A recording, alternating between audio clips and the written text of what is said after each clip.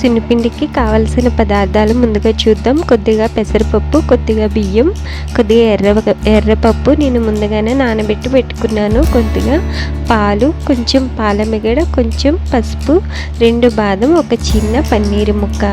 వీటిని మనం ఎలా తయారు చేసుకోవాలనేది ఈ వీడియోలో చూపిస్తాను.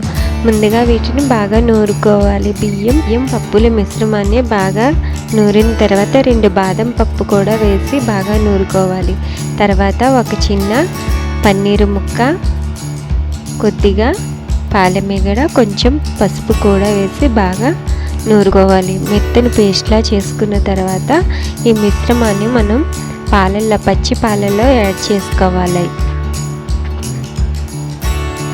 యాడ్ చేసుకున్న తర్వాత ఇది బాగా కలుపుకోవాలి. అలా ఇది అప్లై చేసే ముందు కొద్దిగా బాదం నూనె లేదా నువ్వుల నూనెని కొద్దిగా యాడ్ చేసి పిల్లల బాడీకి అప్లై చేయాలి. Thanks for watching.